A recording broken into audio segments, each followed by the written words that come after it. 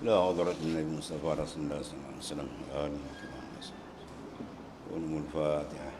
أعوذ بالله من الشيطان الرجيم. إياك نعبد وإياك نستعين. صراط الذين أنعمت عليهم غير المغضوب عليهم. حول ولا قوة.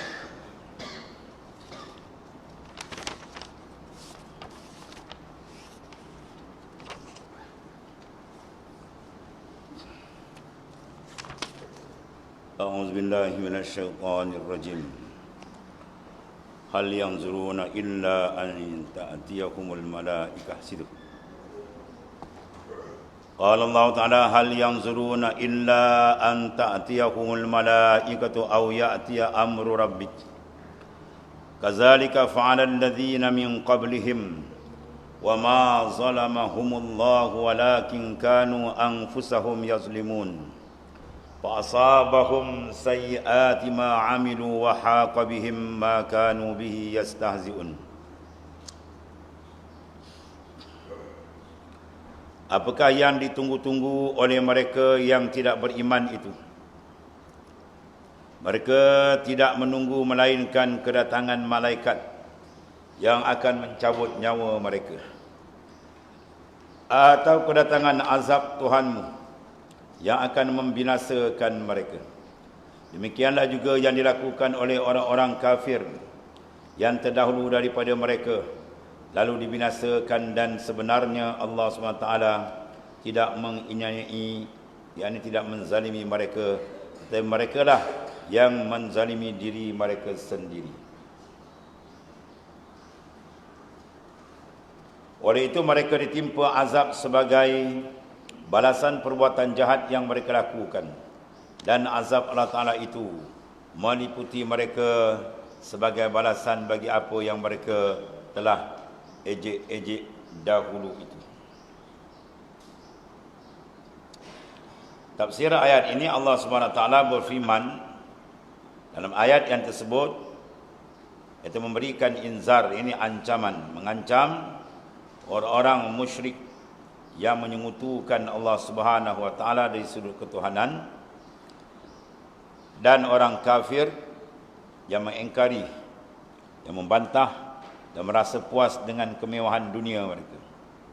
Apakah mereka hanya menantikan kedatangan para malaikat yang akan mencabut nyawa mereka, ataupun datang kepada mereka dengan azab dan siksaan Allah Subhanahu wa taala? Tapi mereka menzalimi, tetapi mereka diinyai oleh diri mereka sendiri. Mereka menzalimi diri mereka sendiri, iaitulah akibat perbuatan mereka. Mereka ditimpa azab dan musibah yang membinasakan mereka. Mereka sendiri menzalimi diri mereka dengan menutup untuk masuknya ini pintu hidayat. Mereka tidak mahu menerima hidayah daripada Allah Subhanahu wa taala. Pada hakikatnya Allah Ta'ala menzahirkan nama dia, iaitu Al-Mudil.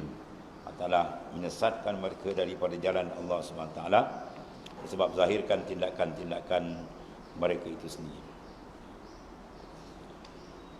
Jadi ayat ini memberikan peringatan kepada kita, jangan kita duduk saja maksudnya.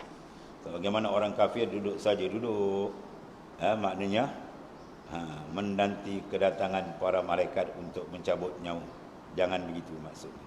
Supaya kita sentiasa berusaha dan meningkatkan amalan-amalan saleh sementara datangnya kedatangan, itulah ajal mereka. Jangan tiru perangai orang-orang kafir, yang mana mereka seolah-olah menunggu kedatangan malakul maut saja, dan tidak membuat perubahan daripada kekotoran yang mereka tenggelam di dalamnya. Itulah kemungkaran yang besar sekali, ialah al-isyraku billah. Mereka menyekutukan Allah Subhanahu wa taala. Qala Allah Ta'ala wa qala alladhina asyraku law syaa Allahu ma abadna min dunihi min syai' nahnu wala abauna wala harramna min dunihi min syai' kadzalika fa'ala alladhina min qablihim fahal 'ala ar-rusuli illa al-balaghul mubin Walaqad ba'asna fi kulli ummatin rasula an i'budullaha wajtanibut taghut. Wa minhum man hadallaha wa minhum man haqqat 'alaihi ad-dalalah. Fasiru fil ard fanzuru kaifa kana 'aqibatul mukadzibin. In tahris 'ala hudahum wa innallaha la yahdi man yudhill wa ma lahum min nasirin. Dan berkatalah orang-orang kafir musyrik. Kafir musyrik, mana kafir yang menyekutukan Allah Ta'ala. Ya, dia banyak macam-macam jenis kafir. Kafir wasani, ya, golongan sabiin, golongan ahli wasan yang menyembah berhala. Maka walhasil al-kufar millatun wahidah. Sama ada di Hindu ke, kafir Buddha menyembah berhala semua, ataupun pahaman-pahaman yang lain daripada Islam. Walhasil dia kata al-kufar, jenis kufur itu semua millatun wahidah, agama yang satu je maksudnya, satu sama je, nama je lain-lain, cara je lah agak berbeza, tapi walhasil sama je, kekufuran mereka ingkar terhadap ketuhanan Allah Subhanahu wa taala dan kerasulan baginda sallallahu alaihi wasallam. Dan berkatalah orang kafir musyrik, kalau Allah Ta'ala menghendaki, tentulah kami tidak menyembah selain daripada sesuatu pun. Dia nak pusing, dia ingat lepas dengan ucapan mereka itu, konon-konon ni dia boleh lepas. Tidak, kami dan tidak juga datuk nenek moyang kami. Maknanya kalau Tuhan kehendaki, kami tak adalah kufur. Dan tentulah kami tidak mengharamkan sesuatu pun dengan ketiadaan perintahnya. Demikian jugalah telah dilakukan oleh orang-orang yang terdahulu daripada mereka. Apa yang mereka katakan itu adalah salah semata-mata. Maka jangan mereka anggap seolah-olah dia boleh lepas dengan hujah mereka. Kami kafir ni pun dia kata Allah Ta'ala kehendak juga. Dia ingat lepas dengan ucapan itu. Tidak boleh lepas, ya. Sebab Allah Ta'ala dah arahkan, ya, utuskan rasul, utuskan pedoman kitab apa mereka nak ataupun nak beralasan sedemikian tak boleh. Kerana bukankah rasul-rasul tidak bertanggungjawab selain daripada menyampaikan, yakni kehendak dan hukum Allah Ta'ala dengan cara yang jelas nyata. Maka Allah Ta'ala juga maknanya menghendaki menurunkan para rasul. Allah Ta'ala turunkan petunjuk, kenapa mereka tidak ikut. Dan sesungguhnya kami telah mengutuskan dalam kalangan tiap-tiap umat seorang rasul dengan memerintahkan menyeru mereka, hendaklah kamu menyembah Allah dan jauhi taghut. Maka di antara mereka yang menerima seruan rasul, ada yang diberi hidayat petunjuk oleh Allah Ta'ala, dan ada pula yang berhak ditimpa kesesatan. Oleh itu, mengebaralah kamu di bumi, kemudian lihatlah bagaimana buruknya kesudahan umat-umat yang mendustakan rasul-rasul ini.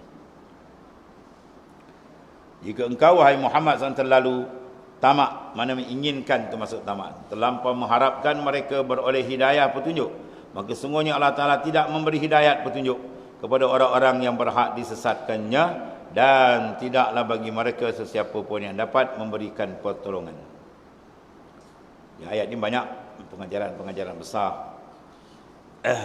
Tengok tafsirannya.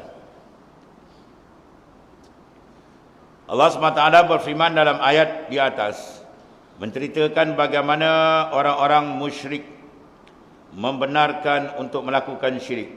Kononnya dengan alasan ini membolehkan mereka, ya, melakukan kerja mungkar yang besar, iaitu menyekutukan Allah Ta'ala, dengan alasan bahawa keadaan itulah yang dikehendaki oleh Allah Ta'ala.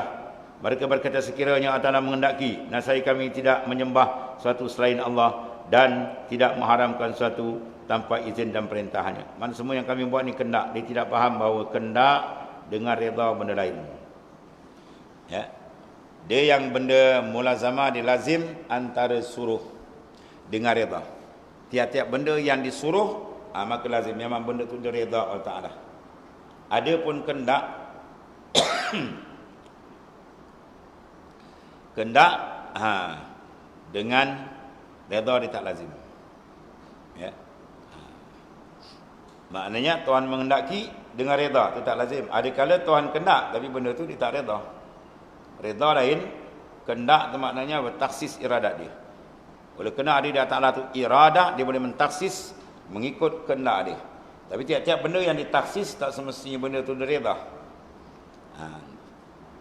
Dia suruh, reda, kehendak. 3 perkara. Ada benda disuruh dan dikehendaki dan direda. Contoh iman. Sayyidina Abu Bakar As-Siddiq contoh. Iman tu disuruh. Dan berlakunya iman kepada Sayyidina Abu Bakar itu kehendak Allah Ta'ala. Dan iman tu diredai. Ada benda disuruh. Tuhan suruh tapi Tuhan tak kehendak. Tuhan suruh beriman tapi Tuhan tak kehendak berlaku pada Abu Jahal, Abu Lahab. Dan Tuhan tidak reda kekufuran itu. Sebab kita tak boleh buat alasan bila kata benda tu kita buat, Tuhan reda tak. Seumpama orang katakan berjaya kemenangan, kita menang ni menandakan Tuhan reda, tak ada. Menang tu kehendak Allah Ta'ala, dia nak bagi. Ada pun reda tajuk lain.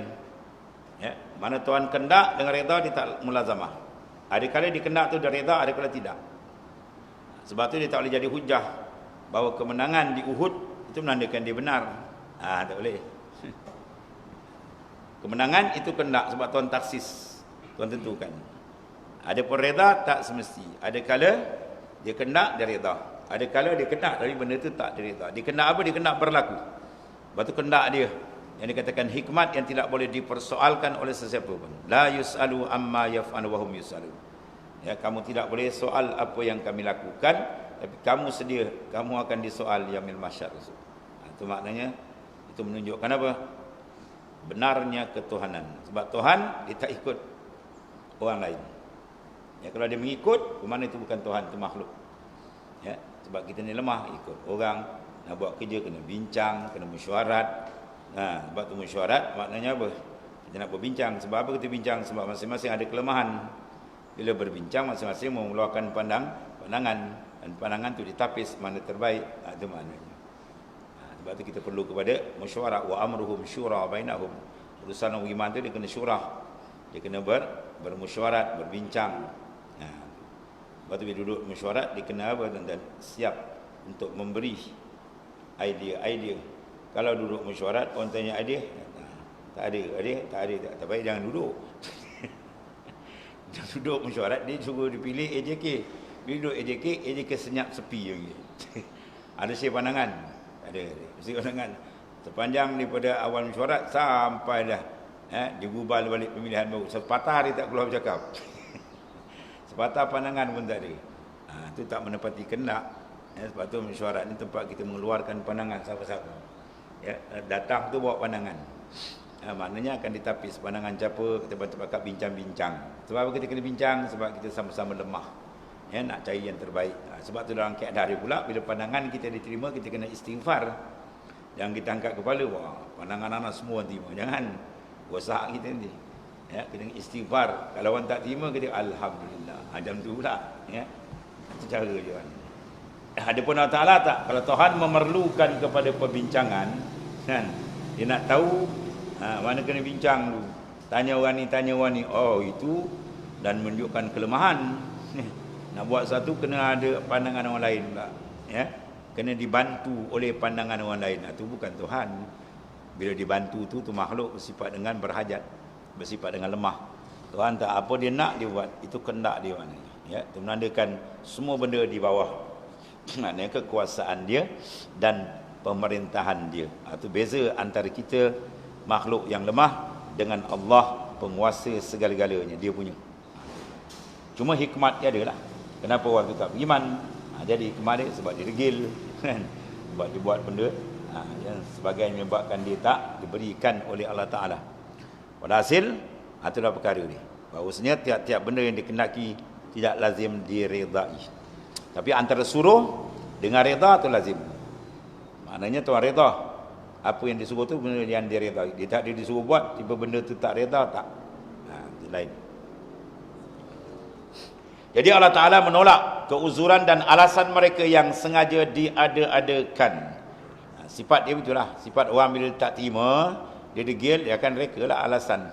Nak menunjukkan dia betul ni, reka-reka macam-macam. Ini tak lepas. Mereka telah dilarang melakukan apa yang mereka lakukan dengan perintah melalui rasul-rasul, utusan-utusan Allah Ta'ala yang begitu ramai dari masa ke semasa sehinggalah ditutup dengan kerasulan Nabi besar kita Muhammad SAW. Tujuannya agar mereka hanya menyembah Allah Ta'ala. Ya, fa'budun, hendaklah kamu sembah akan aku, wala tusyrik, jangan kamu juntukan. Semua kena ya arahan Allah Ta'ala, tapi mereka engkar. Mereka telah dilarang melakukan apa yang mereka lakukan itu dengan perintah melalui rasul-rasulnya, agar mereka hanya menyembah Allah Subhanahu Wa Ta'ala, Allah na'budu illallah, ya, dan menjauhi tagut, ya, serta penyembahan kepada Tuhan yang lain, kepada selain daripada Ta'ala yang dianggap sebagai Tuhan. Mana itu semua dilarang. Tagut, yang berkalimah tagha iaitu tughyanan, mana orang yang melampaui batas. Tagut itulah syaitan, iblis, ajaran tak betul, pemimpin yang tak betul, itu masuk tagut, ya, di luar makna dia. Kemudian Allah SWT berfirman bahawa sejak timbulnya benih syirik dan benih kufur di dalam kehidupan anak Adam, Bani Adam, manusia ni, Allah Ta'ala telah mengutuskan kepada setiap umat dan setiap kaum rasul-rasulnya yang dimulai, ya, dengan Nabi Nuh alaihissalam dan diakhiri iaitulah dengan Nabi besar kita Muhammad sallallahu alaihi wasallam. Pada zaman Nabi Nuh itu mula ingkar dewan kan, tak nak ikut dan sebagainya, contohnya.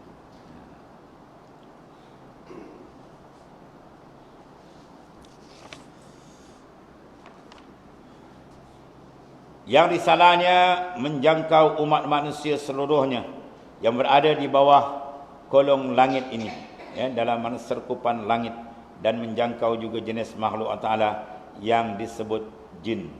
Sebab manusia, al-ins wal jin dipanggil saqalain, dua benda yang memberatkan muka bumi Allah Ta'ala. Dia menanggung mana hukum taklif, hukum maknanya kewajipan daripada Allah Ta'ala.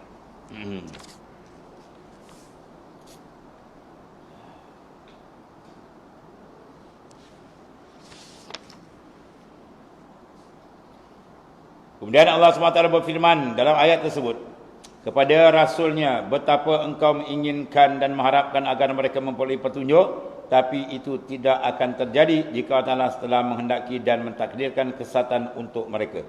Perkara yang sama telah dinyatakan oleh Nabi Nuh AS kepada kaumnya, sebagaimana firman Allah Ta'ala, wala yanfa'ukum nushi in aradtu an ansaha lakum in kana Allahu yuridu an yughwiyakum. Ini kembali pada hakikat dia. Dan tidak ada gunanya nasihatku pada mereka jika aku hendak menasihati kamu, kalau Allah Ta'ala nak menyesatkan kamu kerana kamu tetap berdegil. Pada sebab kedegilan dia, jadi maknanya zahirnya pada hakikat Tuhan menetapkan benda itu, ya.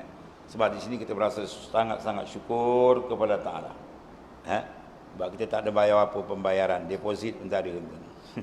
Peri-peri Tuhan bagi kita iman, ya. Dia baginya kita Islam dengan pilihan dia mana, Allah. Kalau dan dia tak bagi, habis tuan.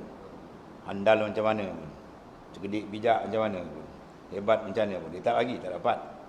Walaupun dia duduk zaman Rasul yang diutus tu hebat, nama Nabi besar kita sallallahu alaihi wasallam, duduk satu negara, satu negeri, satu kampung, kat Tuhan tak pilih, dia tak dapat, ya. Musa dipilih malaikat Jibril, Musa dipelihara oleh Fir'aun jadi Nabi lagi Rasul. Tu apa tu? Tuhan tunjukkan kuasa dia. Fir'aun piara ni, tapi beri Nabi Rasul. Musa Samiri habis, kufur kepada Allah Ta'ala. Itu menunjukkan kuasa besar Allah Subhanahu Wa Ta'ala. Fa'alul lima yurid, dia buat apa yang dia nak. Itu bersegi hakikat dia begitu. Qala Allah Ta'ala, innal ladzina haqqat 'alaihim kalimatu rabbika la yu'minun walau ja'atuhum kullu ayatin hatta yarawul 'adzabal alim. Sesungguhnya orang-orang yang telah ditetapkan atas mereka hukuman Tuhanmu dengan azab, mereka tidak akan beriman walaupun datang kepada mereka segala jenis keterangan, nabi, rasul, malaikat pun Tuhan dia tak ikut, dan tanda-tanda membuktikan kekuasaan Allah Ta'ala. Sini tuan mentajalikan nama dia apa? Al-Mudil. Ya, itu masuk dalam makna Al-Qahhar. Dia mengerasi. Tak masuk kan? Terus kata kita baca Rasul bacakan ayat. Ya, manusia insan yang hebat. Tak masuk. Sebab apa tuan tutup? Khatamallahu ala qulubihim. Tuan tutup. Sawa'un alaihim anzartahum am lam tunzirhum la yu'minun. Di sini satu dipanggil tasliyah. Ya, penyejuk jiwa bagi duat, bagi pendakwa ataupun bagi kita yang menyeru orang. Terseru, ajak, panggil, ya, jelaskan, nasihat. Tiba-tiba pada hakikatnya tuan tak buka, tak bagaimana. Kalau tuan buka sikit sepatah dua je, senang je timbul. Itu kembali pada hakikat dia. Ya, itulah menunjukkan apa situ? Kekuasaan Allah. Hatta Rasul pun tak boleh masukkan hidayat. Innaka la tahdi man ahbabta walakinnallaha yahdi man yasha. Innaka semuanya engkau ya Muhammad la tahdi man ahbabta. Kau tidak boleh memberi petunjuk orang yang engkau kasih. Ya. Sedangkan Nabi semua umat cukup disayang dan dikasih, apatah lagi keluarga terdekat. Kan? Kita juga begitu. Kita panggil-panggil orang semua ikut jalan baik, tiba-tiba keluarga tak ikut, dan macam rasa kita. Tapi oleh kerana itu keputusan antara tak siapa boleh ubah. Tuan tunjuk di kalangan rasul-rasul yang ada orang dekat keluarga yang tak beriman, ada. Kan? Nabi Nuh alaihissalam anak, Nabi Lut alaihissalam isteri, Rasulullah SAW maknanya keliling, ya, pak dara dan sebagainya. Itu semua tuan tunjukkan. Kalau dia nak bagi beriman, musuh yang pelihara dia pun dijadikan Nabi lagi Rasul, Nabi Musa sendiri. Ya. Ada kau tengok sini, sebenarnya apa tu? Dia menayangkan kuasa besar dia. Ya. Tak ada siapa boleh bertunjuk melainkan dia. Cuma kita ni, kita seru sebagai zahir usaha dan ikhtiar yang disuruh. Makna serulah pada jalan Allah Ta'ala. Sehingga kalam menyeru itu kalam terbaik. Wa man ahsanu qawlan mimman da'a ila Allah. Siapa kalau orang terbaik yang kerja dia menyeru, memanggil, mengajak manusia pada jalan Allah Ta'ala. Hidayat serah kepada Tuhan. Ya. Alaina bil qiraah wa 'ala Allah bil futuh. Atau kita semua tolong sampai. Ya, yang memberi futuh, pembukaan itu adalah Allah Ta'ala. Ini ayat memberi apa? Tenang. Bagi jiwa kita apabila kita panggil manusia tak naklah dia buat kepandai macam-macam dan ujian ni kita sikit. Rasul-rasul lagi hebat Allah nak uji.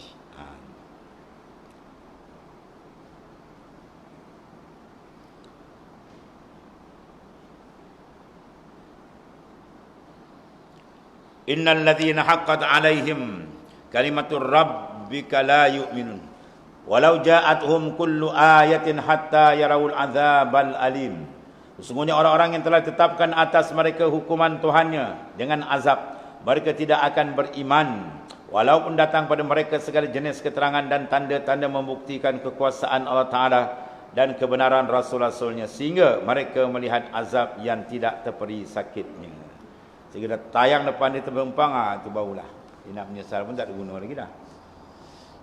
Qala Allah Ta'ala wa aqsamu billahi jahda aymanihim la yab'asullahu mimman yamut bala wa'dan alaihi haqqan walakinna aksaran nasi la ya'lamun liyubayyina lahumul ladzi yakhtalifuna fihi waliya'lamal ladzina kafaru annahum kanu kadzibin.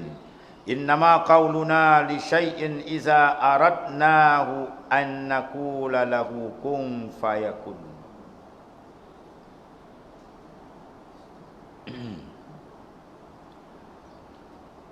Dan mereka bersumpah dengan nama Allah Ta'ala dengan bersungguh-sungguh sambil berkata, Allah tidak akan membangkitkan semula orang-orang yang telah mati.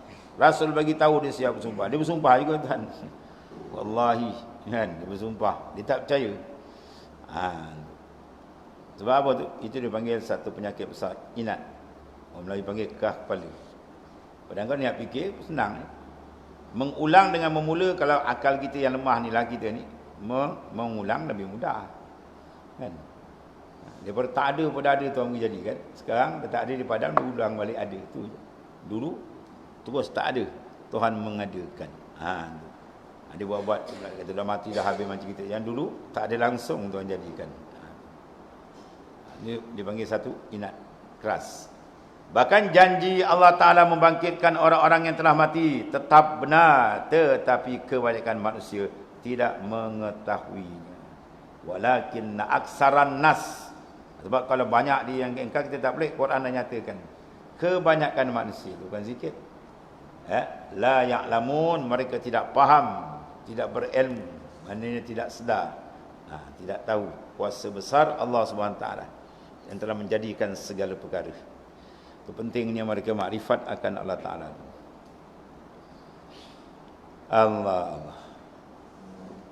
Allah Ta'ala menghidupkan semula orang-orang yang mati untuk menerangkan kepada mereka apa yang mereka berselisihkan pada dulu, bertengkar kan. Ada bangkit, tak ada dia tu kan. Ini tuan terangkan, nampak dengan mata kepala. Cuba mereka tengok je habis orang kafir dan azab di segi tekanan jiwa mereka. Sebab apa? Benda yang mereka tengok, benda yang mereka engkarkan dulu di dunia. Itu habislah. Dan supaya orang-orang kafir mengetahui bahawa mereka adalah orang-orang yang berdusta. Sesungguhnya perkataan kami kepada semua, kepada sesuatu apabila kami kendak, kami berkata kepadanya, jadilah engkau, maka jadilah ia. Batu urusan Allah Ta'ala. Fa'alu lima yurid, dia boleh buat apa dia nak. Ya, kalau dia nak takut kun, dia kata jadi, maka jadilah. Maknanya apa? Tidak ada satu pun boleh menyanggah, boleh menghalang keputusan kehendak Allah Ta'ala. Kemudian Allah SWT berfirman bahawa kelak di akhirat Allah SWT akan menerangkan apa yang diperselisihkan. Semua tuan dah cerita ni. Mana dia orang pun dah tahu dah. Akan datang macam ni perangai dia. Itu pun dia degil juga, berat dia. Apa yang diperselisihkan oleh mereka dulu. Ya, Rasul bagi keterangan begini, dia kata begini, dia tak percaya. Dia melakukan perselisihan pendapat dengan benda yang disampaikan oleh Rasul. Itulah agar orang-orang kafir itu mengetahui tentang dirinya bahawa mereka adalah pendusta. Dia tengok ada berlaku lihat itu, dia tahulah apa ni sebenarnya dia pembohong dalam sumpah mereka. Bahawa Allah Ta'ala itu tidak akan membangkitkan kembali orang yang mati. Sangka dia bersumpah nak menafikan ya kebenaran yang dibawa Rasul, nak mengiyakan kebatilan yang ada pada diri mereka. Kemudian Allah Ta'ala memberitahukan tentang kekuasaannya yang tidak terbatas, tidak terhad, bahawa tiada sesuatu di langit atau di bumi yang menyukarkan, melumpuhkan, mengurangkan kekuasaannya yang maha besar. Tak ada. Mana tak ada satu kuasa besar pun yang boleh menghalang. Sebab itulah bagi Tuhan, kalau ada orang boleh halang tu bukan Tuhan, tu lemah makhluk. Ya. Makhluk bercakap ni Tuhan kenakan ni tak tahan dah. Kan? Siapa boleh jahat, boleh tumpaskan, boleh tumbangkan ekonomi Cina. Wah, negeri Cina cakap kan punya temerang. Tuhan hantar tu viral mungkin labah tu kan. Orang pun tak nak masuk, dia pun tak boleh keluar.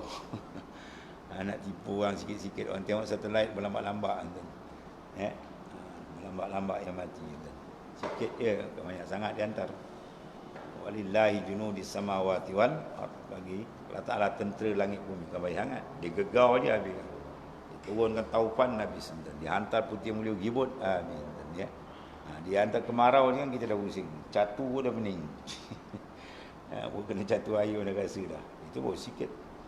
Ya Ta'ala berikan bala besar-besar. Mati bergelimpangan macam-macam. Allah. Dan jika dia mengendaki satu, maka cukup dengan dia berkata kun. Ini ada iskal di sini. Adakah Tuhan jadikan dengan kalimah? Sedangkan kita mengaji usuluddin, Tuhan menjadikan dengan apa? Kudrah dan iradah dia. Ya, ini mana isyarat. Isyarat kita kata aku kata jadi. Mana kita kata tu bukan buat dengan kata, buat tu dengan perbuatan. Ya, itu maknanya. Satu lagi isyarat antara kaf dengan nun. Kun, kaf, nun. Bi ghairi fasil. Tidak ada fasil, tidak ada benda mencerai. Bukan nak ada kaf dengan tu ada huruf lain, waw ke, kaf, waw, nun, kun kan. Kun. Mana dia nak jadi. Tak ada siapa boleh menghalangi. Itu kehebatan, kekuasaan besar Allah Ta'ala. Dan satu perenggan lagi. Walladzina hajaru fillahi min ba'di ma zulimu linubawwi annahum fid dunyahi hasanah wal ajrul akhirati akbar law kanu ya'lamun alladzina sabaru wa ala rabbihim yatawakkalun. Dan orang-orang yang berhijrah, ini sifat orang beriman pula. Tuan puji. Sebab menceritakan sifat huduh, sifat keji dan buruk daripada golongan kufar. Ini sifat-sifat keelokan, kecantikan daripada orang beriman. Dan orang-orang yang berhijrah kerana Allah sesudah mereka dizalimi, kena zalim lagi, yang mengikut Islam ditindas, tetap dia sabar. ditindas oleh musuh-musuh Islam, ya, kami akan menempatkan mereka di dunia ini pada tempat yang baik dan sungguhnya pahala lebih besar di akhirat jika mereka mengetahui. Ya, ayat bagus baca selalu. Minta supaya Allah berikan kepada kebajikan dunia dan akhirat.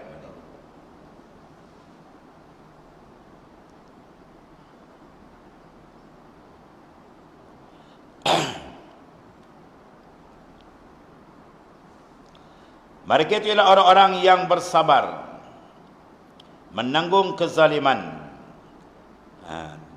Allazi nasala Tuhannya wa ala rabbihim, atas Tuhannya sajalah ya tawakkalun, mereka bertawakal. Itu maknanya ada balaghah situ kalam. Makna hanya pada Allah saja mereka bergantung, berserah dan memohon. Tafsirnya, Allah SWT berfirman dalam ayat di atas memberitahu tentang ganjaran pahala yang besar yang dijanjikan, disediakan oleh Allah Ta'ala untuk orang-orang yang melakukan peristiwa yang besar, itulah hijrah bersama Rasulullah SAW, sanggup berpindah, meninggalkan bumi tanah air yang dikasihi, sanak saudara, macam-macam tuan-tuan. Kalau Mus'ab bin Umair sampai Rasulullah SAW mengalir air mata melihat keadaan kuatnya jiwa mereka mengorbankan pengorbanan untuk mencari keridaan Allah bersama Rasul SAW. Pindah, dia anak orang kaya, sampai di Mekah, sampai di Madinah, sampai disanggup, maknanya apa? Riyadhah, bermujahadah untuk mendapat keridaan Tuhan. Pakaian pun dah koyak bertampat-tampat. Pakaian pun tak sehebat pakaian orang lain. Dan disyahid dalam medan Uhud, ditarik kain untuk tutup kepala, kakinya nampak. Tutup kaki, kepalanya nampak. Itu menghiburkan Rasulullah SAW. Ya. Rasulullah hibur apa? Gembira dengan tajuk keimanan kuat daripada seorang sahabat Mus'ab bin Umair. Ya. Mana mereka ni semua golongan yang disenaraikan cerita dia oleh Al-Quran, diabadikan sampai akhir zaman. Ya. Kemuliaan mereka ni besar.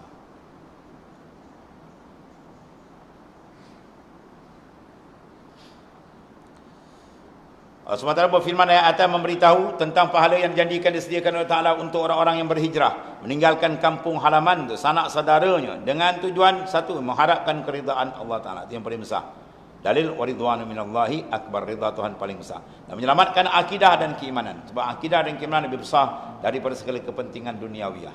Mereka akan diberikan tempat yang bagus dan apa yang mereka tinggalkan, ya Tuhan akan ganti. Rumah dan harta benda. Sungguhnya Allah SWT mengganti dengan sejarah yang lebih baik. Kerana siapa yang meninggalkan suatu kerana Allah, maka ia akan memperoleh ganti yang lebih baik dari apa yang ditinggalkan itu. Ya, Allah beri yang lebih baik daripada itu, sebagaimana telah berlaku. Maka demikianlah kenyataannya. Allah SWT telah menundukkan umat Islam. Ya, Allah Ta'ala telah menundukkan untuk umat Islam. Mana umat Islam dapat? Apa? Kerajaan Rom jatuh, Parsi jatuh, yang kaya raya, membuka negeri dan tanah-tanah yang subur serta makmur untuk menggantikan tempat para sahabat dan umat Islam yang ditinggalkan hijrah. Banyak kata Nabi itu. Namun bagaimanapun besar dan luas ganjaran yang mereka peroleh di dunia kerana hijrah mereka, ganjaran dan pahala menanti mereka di akhirat lebih besar lagi dan kekal pula. Ma indakum yanfadu wa ma indallahi baq. Barang di sisi kamu akan lenyap, di sisi Allah Ta'ala yang kekal selama-lamanya. Demikianlah janji Allah Ta'ala untuk menurut firman tadi. Kemudian ada pendapat di kalangan mufassirin yang mengatakan bahawa ayat ini turunkan sehubungan dengan peristiwa hijrah pertama dilakukan oleh para sahabat di negeri Habsyah, di Ethiopia, untuk menghindari gangguan orang-orang Quraisy yang semakin mengganas. Ya. Kemudian sahabat-sahabat itu di antaranya Sayyidina Osman bin Affan, ya, Ruqayyah isterinya, iaitulah puteri Rasulullah SAW. Kalau kita zaman sekarang ni, kawan, dia punya anak bagi kawan. Engkau kawan kau menikah macam bapa dengan anak pula. Kita berkawan dua, anak kita pergi kat kawan kita. Anak kawan pula pergi kawan kita, kan? Ini adalah amalan sahabat, kan? Rasulullah bagi anak daripada Sayyidina Osman. Sayyidina Abu Bakar pula bagi anak daripada Rasulullah. Sebab apa tu? Menjaga Islam tu penting. Bukan kira nak bersedap. Sebab dia yakin bahawa anak dia dipiara oleh orang yang beriman. Ini dah anak dah bagus didik, pergi serah kepada orang tak untuk hara. Lalu dia pakai seluar pendek. Mayang tidak. Zalim besar, berdosa besar ini. Dia menzalimi anak dia tadi. Anak dia yang perempuan, dia patut dah didik, dah cantik, pergi serah kepada puaka. Air semayang tidak, apa tidak. Oh, itu tak tahu dah. Zalim paling besar. Sebab tu nak milih menantu ni kena pilih tuan.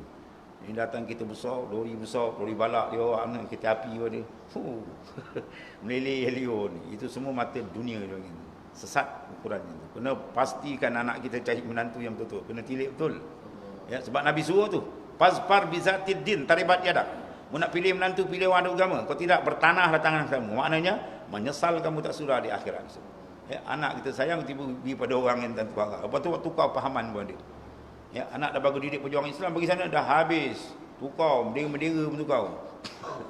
Habis lingkup turun tuan. Menentang Islam pula lepas tu. Oh, sakit kepala tuan. Menyesal tak sudah. Banyak berlaku tuan itu. Ada temenung pada dia silap, kau tak pergi cek buat apa je. Kau pakai terima je anak kau beranak tu. Kan? Anak kau macam sampah kau pakai lelong gitu. Oh, anak kita tuan-tuan. Zuriat kita kena tapis betul-betul. Jangan serah melainkan pada orang yang betul-betul takut kepada Allah Taala. Barulah selamat. Tengok dalil tu fi'lus sahabah. Sahabat punya anak pergi kat Nabi punya anak pergi sahabat. Kan? Padahal sebahaya tu kalau gitu. Jangan kau menikah bapak apa gitu. Kan kau menikah dengan bapak ke? Apa tu perbuatan sahabat? Dia jahil dengan sirah. Kata baca sirah. Ini dah sirah. Apa tujuan sebenar tu? Ada tujuan bernikah kena nafsu tak? Ad-din, agama letak depan. Sebab tu mereka pergi bersahabat, dia yakin sahabat boleh jaga anak dia. Ya. Kita tak kata lah, kau ni muda-muda ni, ni dah tua sikit kita. Itu bukan pandangan mereka, itu nombor 2 nombor 3 tak. Sebab budaya sahabat tengok tu. Sebab Rasulullah sendiri beri anak daripada Sayyidina Utsman, Ruqayyah. Tu. Isteri bagi Sayyidina Utsman radhiyallahu anhu, masya-Allah. Kita pula ada istilah pergi cari timba. Itu bukan hadis Nabi lah. Itu bukan hadis Nabi, itu hadis Melayu. Jangan dia pula timba cari pergi. Pergi cari timba. Biarlah timba. Itu hadis Melayu, bukan hadis Nabi. Sayyidina Umar pernah mencari sahabat. Bila mana anak dia dah maknanya apa? Dah janda, dia cari Sayyidina Abu Bakar. Itu setengah daripada merahsia. Dalam bab rahsia Riyadhus Salihin ada cerita. Kita hadis pun tak mengaji. Dia bila anak Sayyidina Umar dah janda, dia nak bagi pada sahabat. Dia nak bagi pada sahabat. Tanya Sayyidina Umar, Sayyidina Abu Bakar senyap. Tanya Sayyidina lain pula senyap. Rupa mereka dah tahu rahsia bahawa Rasulullah ada beringin dengan dia. Akhirnya dia tahu benda tu, setelah pinang dia bagi terus. Dia tanya kan, kalau gitu, ni pergi cek timba tak, sebab demi keselamatan agama maksudnya. Nak jaga agama supaya kita serahkan anak kita dengan selesa, yakin agama dia tak rosak, ya. Di Kelantan budak ini hidup dulu kan. Kalau di pondok kan, nak pinang anak kan, dia tengok budak pondok tu, dia tak tanya berapa harga hantaran lah, itu nombor belakang corot tak kira langsung. Dia kitab dia boleh baca. Dia tanya kitab kan, Batu Wahab dah habis. Kitab ni boleh baca, dia tanya. Itu kalau orang sama mengaji nak tengok. Ya, sebab menantu ni kalau kita tengok banyak anak perempuan, dia ambil pasang siap. Tahu pasang siap? Dia tengok mana anak murid mengaji 20 tahun, 25 tahun, mana baca kitab selesai dia tangkap. Nikahkan anak dia. Dapat pengganti. Tangkap seorang, dapat pengganti. Senang. Sebab anak lelaki-lelaki ni belum tahu jadi. Ya, sebab ilmu bukan pusaka macam pusaka paraid gitu kan. Ada kadang jadi, ada tak jadi. Yang jadi-jadilah kan. Sebab ilmu bukan nak boleh pusaka bagi macam tu. Yang ni pasang siap banyak. Kalau budaya orang kampung pula, kalau kita minang anak dia kan, paling kurang tanya Quran dah habis belajar, dah habis baca. Paling tidak. Kalau kata belum pakcik, pergi habiskan dulu. Pakcik tak tolak tapi pergi habiskan dulu. Dia tak nak belum menantu baca Quran tak boleh. Baca ni tak pandai, kau pandai pun kau boleh bawa anak air. Quran kau tak boleh baca. Kitab Allah kau tak boleh baca. Kitab lain kau boleh baca. Ya, tak malu ke dengan Allah Taala. Ini makna sikap mereka jaga agama. Ya, dalil itu sahabat tu, sirah sahabat. Baca sirah tapi tak faham.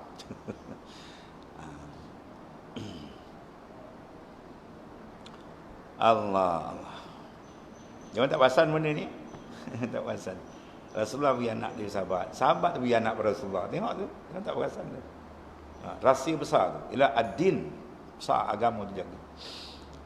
Maka demikianlah kenyataan Allah SWT menundukkan umat Islam dulu. Rom, Parsi semuanya jatuh. Hebat tu.